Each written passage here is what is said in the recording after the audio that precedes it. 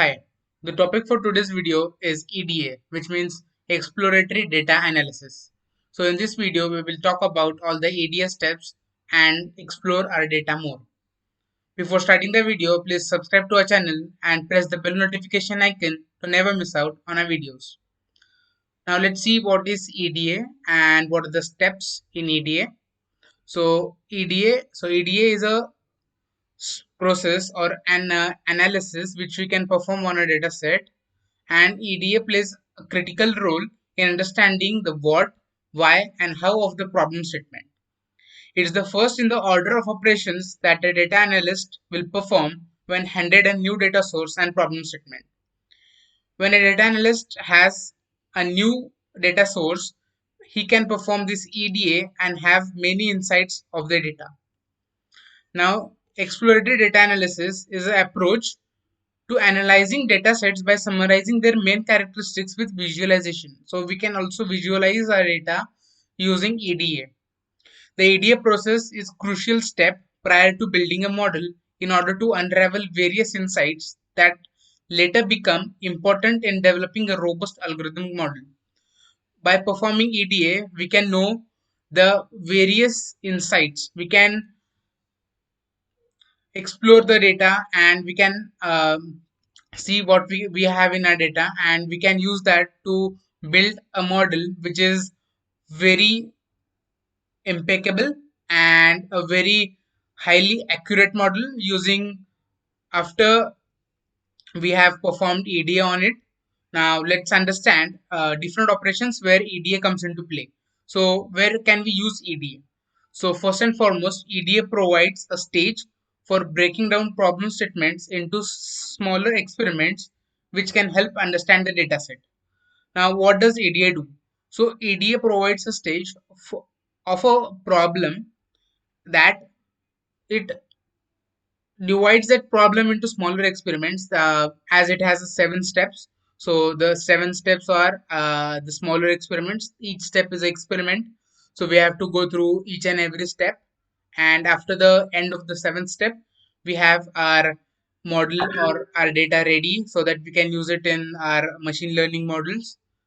And EDA provides relevant insights which help analysts make key business decisions.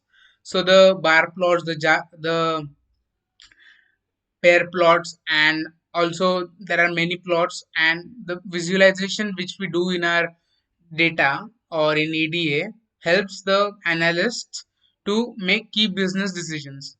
So they come to know about our data and what is the correlation when we see the heat map. Then we can see the timeline in the line charts, or we can see the number of males, females, or the cities in which they are in. The n number of things we can do uh, by visualizing our data, and analysts are very helpful by using EDA in their business decisions. So the EDA steps provides a platform to run all thought experiments and ultimately guides us towards making a critical decision. So after performing all the EDA steps, we ultimately it guides us to make a critical decision of our data, or which we can use it in the machine learning models. So let's see what is data exploration. If we wish to build an impeccable model or an highly accurate model, neither any programming language nor any machine learning algorithm does it for us, but the EDA or data exploration can do it for us. So data exploration not only uncovers the hidden trends and insight, but also allows you to take first steps towards building a highly accurate model. So it is the first step to build an accurate model. Now major times needs to be spent on data exploration. We have to explore our data, we have to clean the data, and then prepare it for our machine learning models. And it takes the most part of the project time. Data cleaning can support better analytics as well as all-round business intelligence, which can facilitate better decision making and execution. So this is all.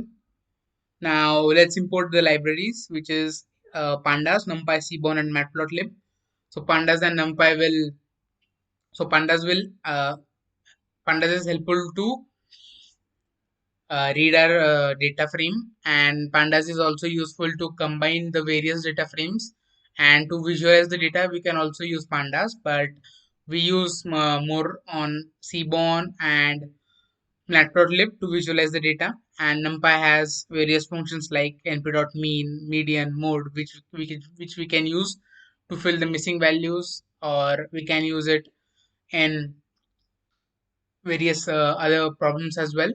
But let's import all this, and we have our data. Let's see the head of our data frame. Then we have imported our many libraries, and we can see we have our timestamp, age, gender, city, person, position, years of experience, your level, current salary 1 year ago, 2 years ago, then main language at work, company size, and company type. What was the company type, what was the company size. So we now this is our data set, and now we have to analyze this and explore this data and see what this data has for us, and is this data a perfect data, or we need to clean it, or if if the data has any null values, or it has any missing values, or if there are any outliers we have to see in this data and just remove them, or just treat them by using mean, median, or mode according to the type of the column. Now let's see what are the steps for cleaning. So now let's use EDS steps to cleanse and look into our data. The step one is variable identification. So we need to identify the variables which we have, which means the column names. So the dependent variable could be current salary, and the independent variable will be age, years of experience, the salary which he had 1 year ago, 2 years ago, then his current level, the company size, and company type. So these seven variables will be used to predict the current salary. So we'll use this years of experience, level, the company size, and the salaries which he or she had the past 2 years, and we'll use this to predict the current salary. Now let's see the info, or data frame info. So it returns number of null elements and non-null elements, and the data type of each column. As you can see, we have 765 entries, but in the gender column or age column, you can see we have some null values, as only 672 non-null values are present. Then it also gives the data types of the columns, which is object, float, then object, float. Here we have salary as float, then we have company size as object, likewise. So let's see the data types. So we have these data types. The string ones are timestamp, gender, position, company size, company type. Then numeric are age, salary, then years of experience. Then let's divide this all data types into variable categories. So first is categorical variables. So what do you mean by categorical variables? So categorical means in which we can divide into categories. So gender column can be divided into male and female category. So company type can be divided into product type company and non-product type company, and there are limited options so that we can categorize them into different company types and or types.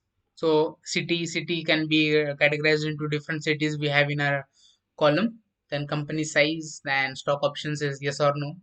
Then continuous are which in which we have a range of values. So age has a range of values from 0 to 50 or 100, likewise. Now current salary is also not very particular, so we have it in continuous.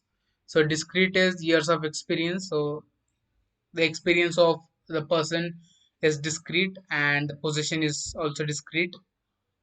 Now let's see.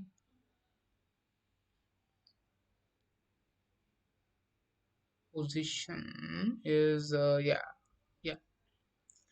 Now let's see the df info again. and just have df describe, which gives the statistical information of the numeric columns from our data frame. So we have a data frame and we can see the mean, the standard deviations of the numeric columns. And we have the 25th percentile, 75th percentile, and the 50th percentile, or we can say quartiles. These are the quartiles, first, second, and third quartiles, and the maximum of each column. Now, the step two is univariate analysis. So, univariate analysis is the simplest form of analyzing data. Now, uni means one, so we have to analyze one variable or one column at a time. It doesn't deal with causes or relationship among variables, but mostly to describe and summarize and find patterns in the data. And it used to highlight missing or outlier values if so. Now, method to perform univariate analysis depends on whether the variable type is categorical or continuous. So if it's categorical, then we visualize the categorical variable through bar plots. So here we have the gender column, which is a categorical variable, and we use the count plot, or which is also a bar plot. Now we have the number of males and number of females. Then, as we can see bar plot above, we observe that our data has more number of males than females. Now let's plot company size and give the X ticks or X labels a rotation of 45 degrees. So as you can see, it is 45-degree aligned, 50 to 100,000 plus, and we have the different company size in our data. Now let's see the count plot of are you getting any stock options of yes or no. So many of the employers or employees does not get any stock options, but you can see 150, around 150 people get, and 600 people don't. Now continuous variables, mean univariate analysis. So in continuous variable we use box plot or a dist plot. Dist plot is basically distribution plot, and we can see the distribution of all the category or all the values we have in our column. So here in SNS.box plot, here we have y is equal to current salary. So the current salary has many outliers, as you can see. The box plot means in this, the box you can see over here, the box has the 50% quartiles, means in from 25 to 50%. 25 to 50% is the middle line, and the lower line of the box is 75th percentile. So we have 25th to 75, and from the line to the upper part of the box we have 0 to 25, and the lower part of the box till the lower line we have 75 to 100 percentile quartiles, or we can say percentile is the one in the same thing. But if the variable or the values lie above or below this, so we have it as dots, and we can see these are the outliers. And in age also we have upper, or we can say upper outliers. Then we have salary 1 year ago, 2 year ago. Then we have this distant distribution plot, so we can see the distribution of the salaries 1 year ago and the 2 years ago. So this is the univariate analysis, where we analyze only one variable by plotting it, either by distant distribution plot or bar plots or count plots or box plots. Now let's see what is bivariate analysis. So as we saw in univariate analysis, we study one variable. In bivariate, we study two variables. Different methods are used to tackle different combinations, as the combinations are continuous and continuous variables, then continuous and categorical variables, and then categorical and categorical variables. Now let's see of continuous and continuous.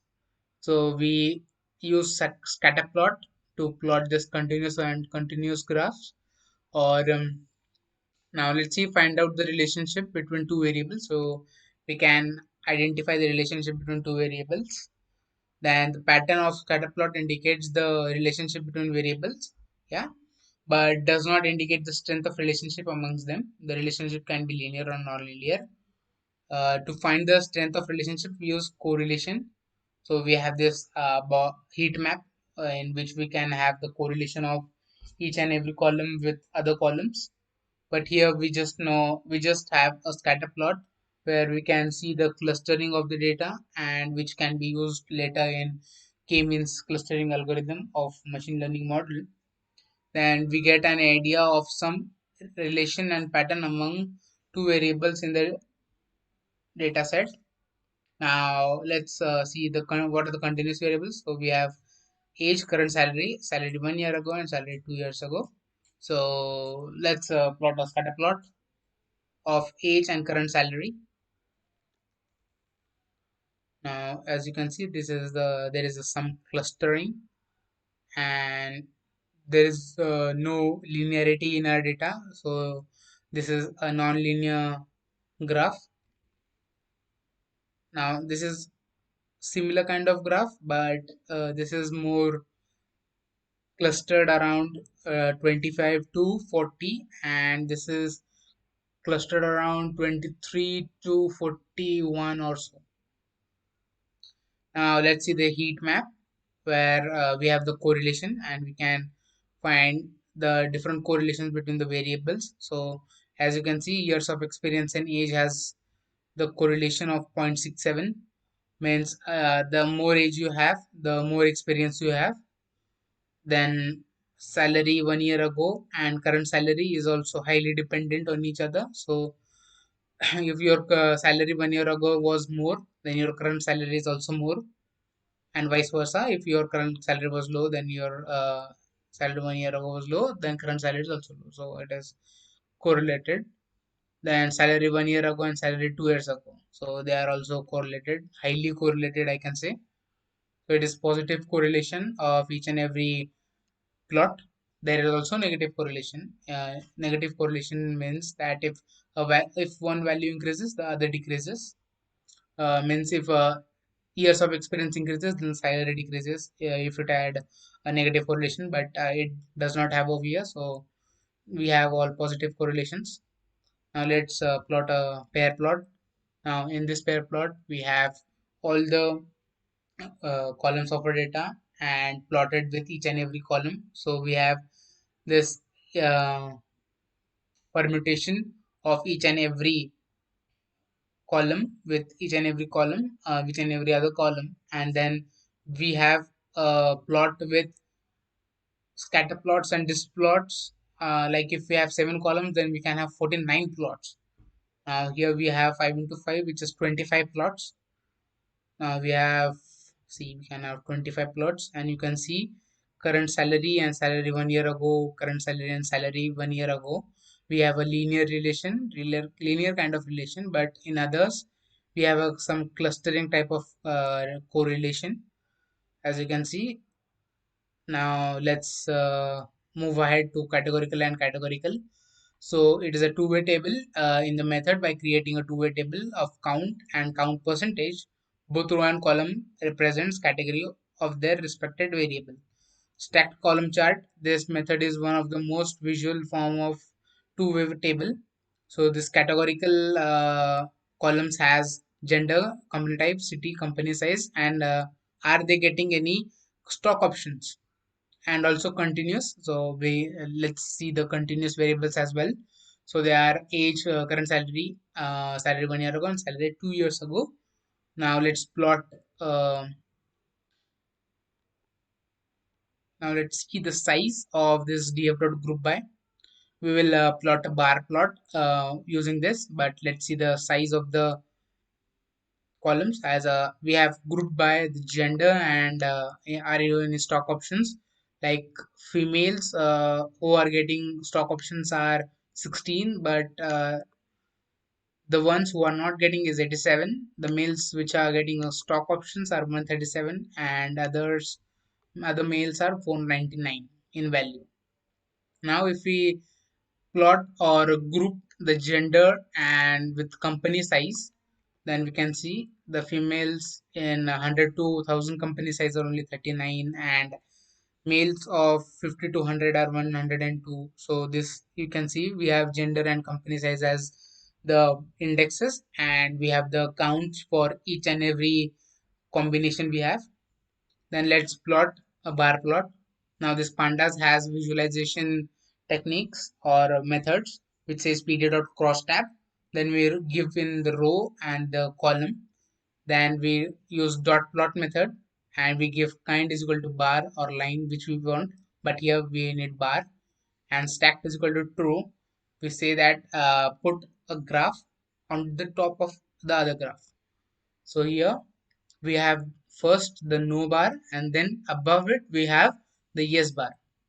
First we have no, then we have yes bar. Yeah. Now let's see the missing value treatment. The step 4, which is missing values. So we will see if data set has any missing values or not. Now let's see what is missing values and how the missing values are generated. There are many situations where there could be missing values in our data. Second, missing data will not make any impact on the result if its percentage is less than 1%. See, if we have 1,000 columns and only 10% or only 10 columns or 10 rows are missing, so it does not make any much difference. But if the missing data ranges between 1 to 5%, then it is somehow manageable. We can delete those data or we can fill in some values in it of our kind or of what which we want. But if the data has 5 to 15% of null values, then we have to use the complex techniques to handle these problems of missing data. But if it exceeds 15%, then it will surely hinder the result achieved after applying data mining techniques. Or if there are 15% or more missing data and we use this data into our machine learning models, so it is highly possible that we get a low accurate data, and handling such values is very important as it this could lead to wrong results.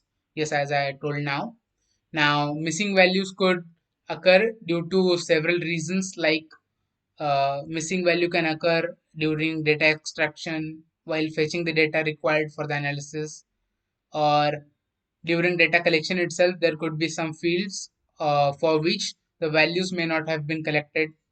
But there are ways to handle these problems. So let's see what are the ways that we can handle the missing values.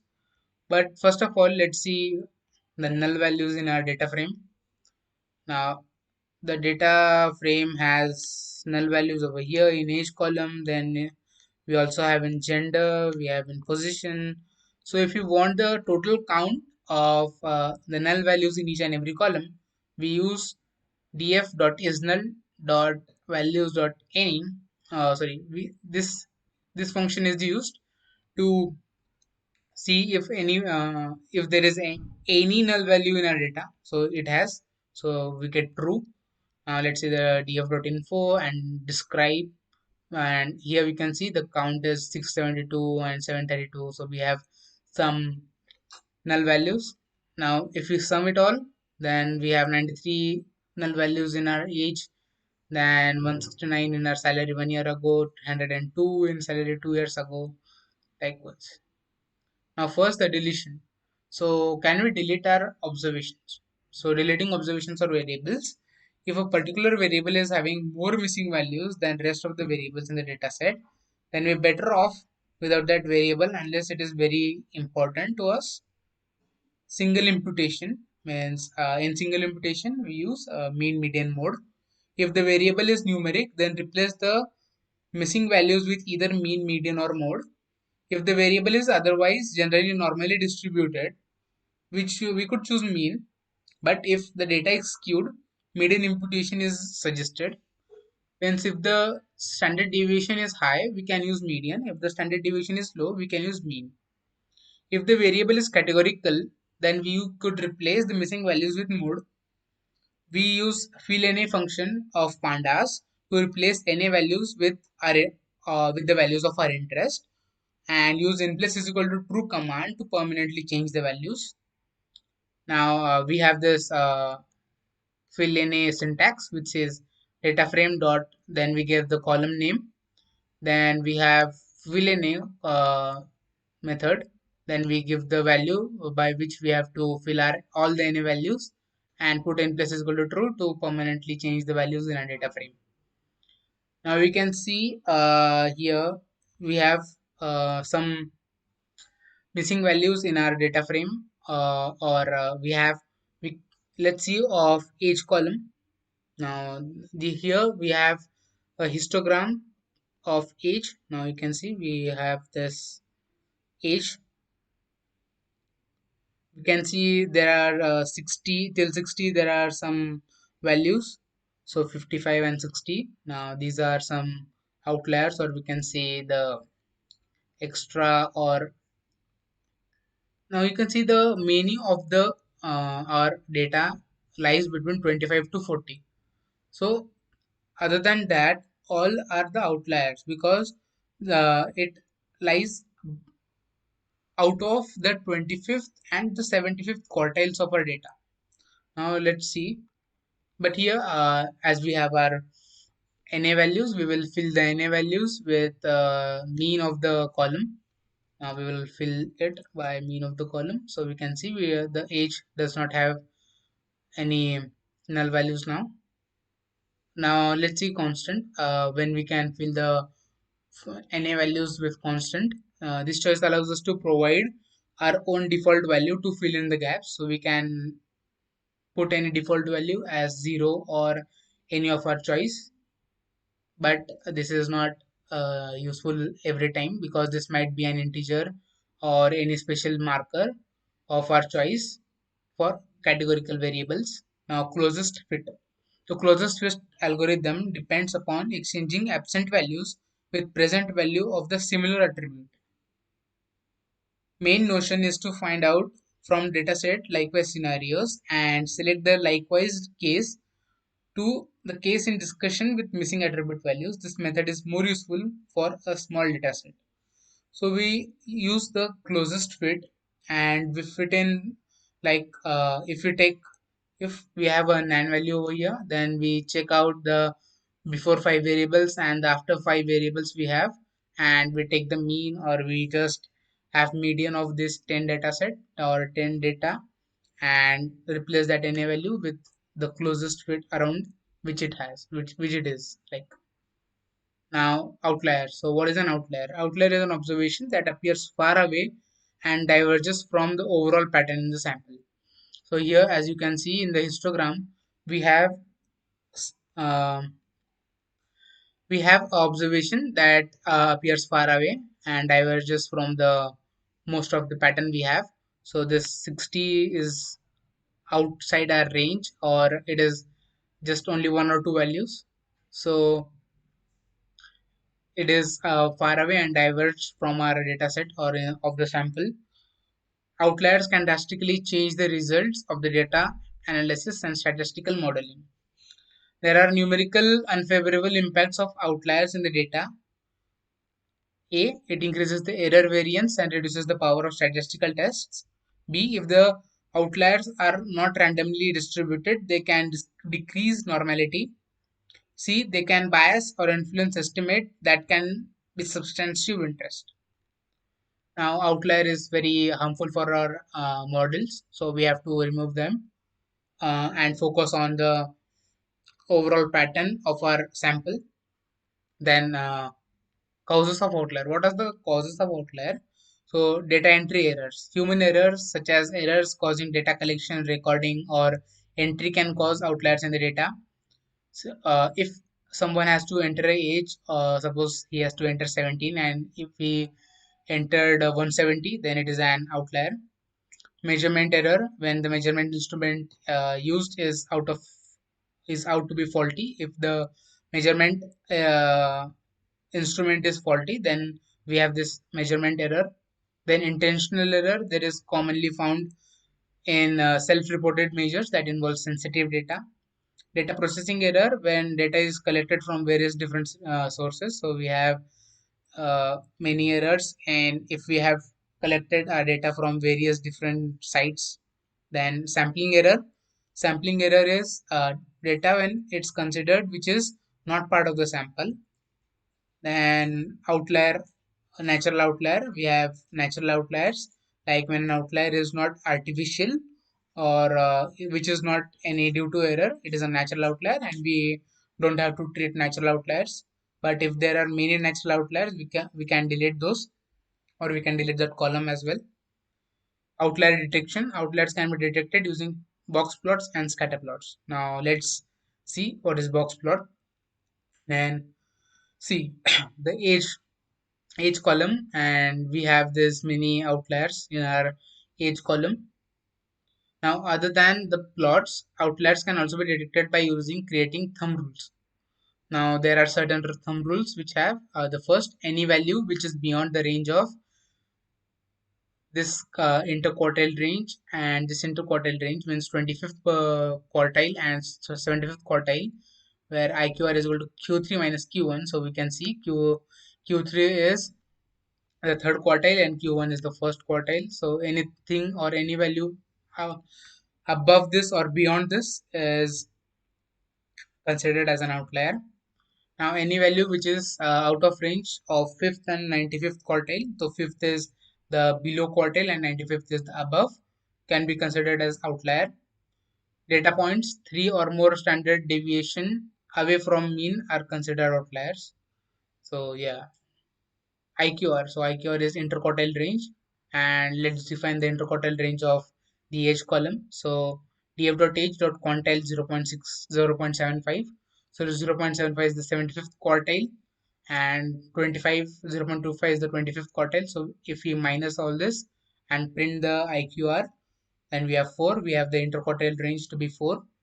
Then let's define the upper outer limit and lower outer limit. So the outer limit are this line which we have, and above which this line we have the outliers, and the lower limit is this line which we have over here. Then it is dfh dot quantile 0.75 plus 1.5 into IQR. So IQR was 4. Then we have the upper outer limit and the lower outer limit. Let's print those come out to be 40 and 24. So the major of our major columns, or the major values in our column, age column, lie between 24 to 40, and above which or below which all is are outliers, all are outliers. So we have to delete those outliers. How can we do that? So we can take the outlier values like dfh, which is greater than outer limit. So the values which are greater than outer limit, or the values in the age column which are lower than the outer limit, or lower which are lower than the lower outer limit, then print those values. So we have this outlier values, and when we plot this outlier values, then you can see the all the outliers from our data set are removed, as we just took the all the ages from which were greater than upper limit and less than our outer limit. So we got a box plot, or we got our age column error free, and we don't have any outliers anymore, and we can use this to predict our model. And we can do this with each and every column, as we had many columns. Say we had only one column which did not have any null value, but you can do it for all the columns we have. We can remove all the null values from it, and also we can if it has null values, we can remove it. Now let's see how to handle outliers. So we could remove the outliers from the data if they are due to data entry or data processing errors. So we can just remove them. Based on business understanding, you could also replace the outliers with mean and median. If there is a pattern or of interest in outliers, then they could be handled separately.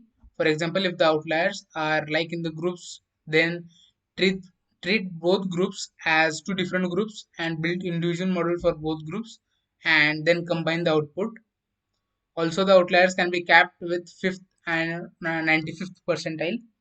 Now here, if we see the 10th call or 10th entry of our age column, it is 40, and if we have to cap it with 95th percentile and remove the any outliers if we have above the 95th percentile, then we can do this by capping. And how can do that? So df dot, so df age and the 10th column, Then we can use dot quantile 0.95. So we have capped it with 95 percentile, or we can also do it with 5 percentile 0.05, and we have our capped value, which is 41. Now the second last step, which is step 6, feature engineering or variable dummy variable creation. Now variable creation is a process to generate new variables as new variables. Now dummy coding provides one way of using categorical predictor variables in various kinds of estimation models such as linear regression. Dummy coding uses only ones and zeros to convey all the necessary information on group membership. So if it is of gender, so we have a different column named male. So if we have an entry as male, then it is 1 or else 0. Then we have different column for female. If the entry is female, then it is 1 or it's 0.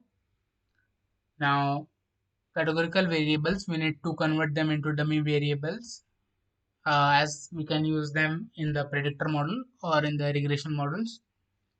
Now we see object is equal to df dot d type is equal to np dot object. So we only extract those columns where the data type of the column was object. So we have this gender, city, position as true, and the float values as false. Then let's take those columns, which was timestamp, gender, city, and company type and company size. Then delete. If you want to delete any column, then we can just use del, then the column name, and we have deleted our. Are you getting any stock options from our dataset? Then this function, which you can see over here, df dummy df is equal to period data frame and df dot columns. So we have taken all the categorical columns, or we can say the object type columns, and we have converted them into dummies. So we have dummy variables created for all those columns, and we can use this function to have that. So you can see here drop first. So drop first drops the first category in order to avoid multicollinearity problem. Then here period dot contact combines all the dummy columns for all the categorical variables. Now, if you can see over here, we have many dummy variables created of all the categorical columns. And if we pass in the function period dot get dummies df and drop first true, then we can see we have 1295 columns. So you can see the number of dummy variables we have created. Now the last step is feature engineering of variable or variable transformation. In data modeling, transformation refers to the replacement of a variable by a function. For instance, replacing variable x by the square or cube root or logarithmic x of is a transformation. When we do transform, when do we transform? So we transform when we want to change the scale of a variable or standardize the values of the variable for better understanding. Like while this transformation is a must if you have the data in different scales. This transformation does not change the shape of the variable distribution.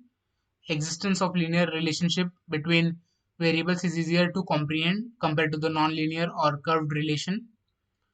Variables can be transformed by applying functions like log, square, cube, etc.